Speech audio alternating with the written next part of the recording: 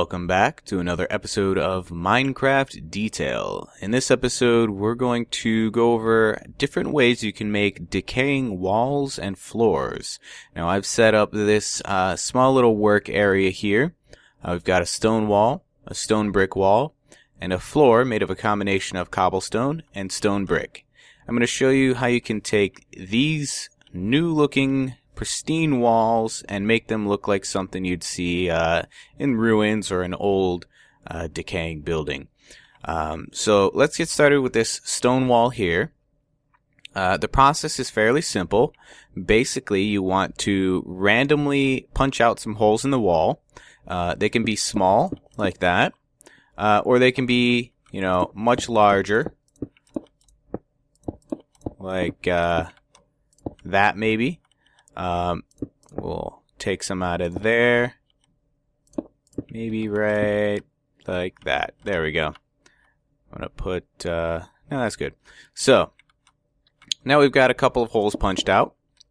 Next thing you want to do is grab some cobblestone, and every stone block touching air from the holes you created, we're just going to replace with cobblestone. Pretty simple. And then we'll do the same with all these other ones.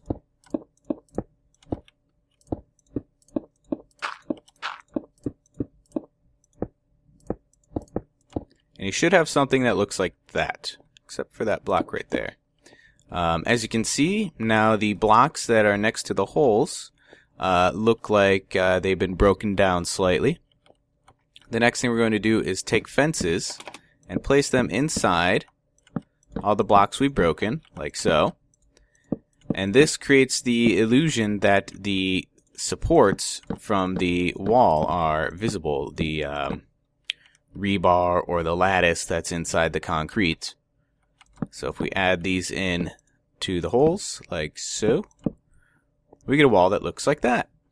So you can do this anywhere on your stone walls, including the corners, which can look pretty good. So if I, for example, place the posts there, and let's say we had, let's do this here, a corner wall. Bring that up like so. And that's what it would look like on the corner. Whoops. Don't want to break that bottom one there. So you can see you can even carry it around the corners, and it'll look pretty good. And yeah. So the stone brick gives us a few more options, because stone brick has a few more varieties. We can use mossy stone and cracked stone to replace these blocks here. So we're just going to randomly select some blocks and just kind of punch them out and replace them with mossy stone brick, like so. And then we'll do the same thing, maybe punch out a few extra blocks this time for the cracked stone brick. And it's okay if you punch out the mossy blocks as well if you're doing this in creative mode. In survival mode, it's obviously a little easier to be picky. Then you should have a wall that looks like this. So already it's looking pretty good. If you want, you can kind of go through and just kind of pick out places where you think it could use a little more attention, which is generally like edge blocks that tend to go unbroken. And then at this point, we're going to take the stone brick stairs. And once again, we're going to punch out some random blocks, just wherever. And we're going to place stone brick stairs randomly inside those blocks. So you can kind of monkey around with them, try to get them to look just the way you want them to add more variety or randomness. And then, let's see, right about there is probably good. And once again, you can kind of go through and be a little pickier about certain places if you want a little more variety. And we can place that block there. And you'll get a wall that looks something like this, which looks a little bit more damaged now. It appears that there are parts of the wall missing. So that has a nice effect. The same thing can be done on the floor. In the case of the cobblestone, you can replace parts of the floor with cobblestone stairs. And the edge blocks here, we'll just put in some cobblestone there. And stairs have, interesting properties, like their ability to turn, so you can make some interesting shapes in your floors, like so. And just get some pretty good results out of it. But same principle applies, just kind of pick random blocks, replace them with stair blocks, and you should get something that looks like a broken up floor. So we'll just do that right there. And then you can also grab the mossy cobblestone, and you can replace parts of the cobblestone blocks in the floor with mossy cobblestone blocks if you want the mossy appearance. And then same thing we did with the wall here, we can do with the center section of the floor. We can replace random parts with the mossy or the cracked stone bricks, like so. And then also with the stone brick stairs, just like we did with the cobblestone stairs.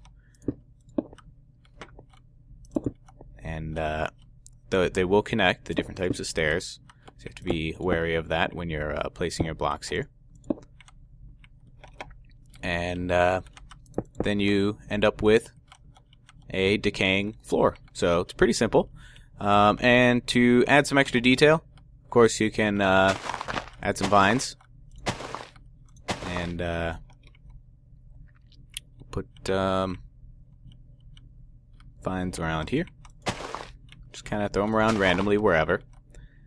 And when the vines grow, they'll make the walls look just a little more overgrown, like they've been around for a little longer. So yeah, that is basically how you do it, how you make decayed floors and walls. But you're not limited to just these stone blocks. You can also do the same thing with wood, and I will demonstrate that here in a moment. Okay, so here I have a wooden wall and wooden floor.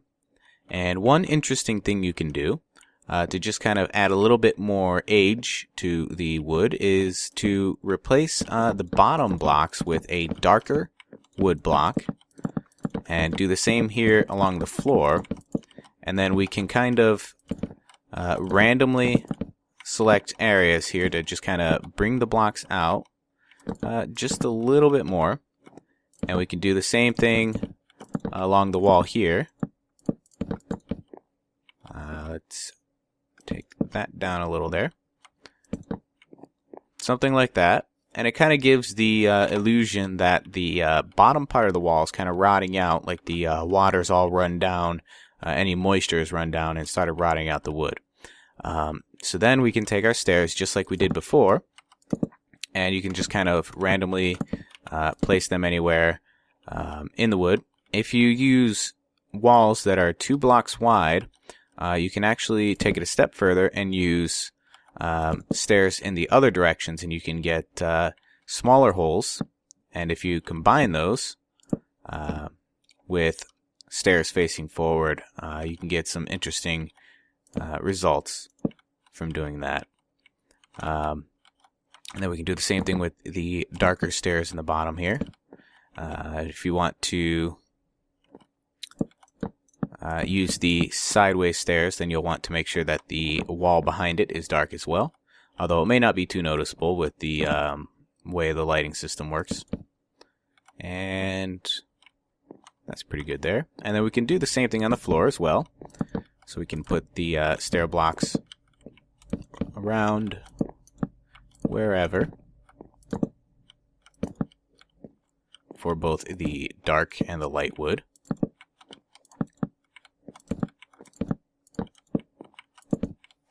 And of course, like I mentioned before, they can be turned in different directions as well to yield interesting results.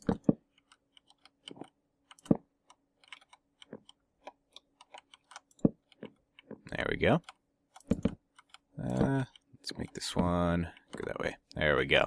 All right, and as you can see, as we walk across the floor, we don't sink or anything like that because it still kind of counts as like a whole block that we're walking across. And then you've got decayed-looking wooden walls and floors here. And the sideways stairs will work on the stone walls as well, of course, if they are 2 blocks thick. And once again, you can use vines to kind of make the area look a little overgrown. And one last trick that you can do, if you have support beams made out of logs, so we'll use oak wood, for example.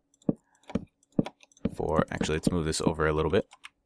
So let's say we have a support beam here and a support beam here.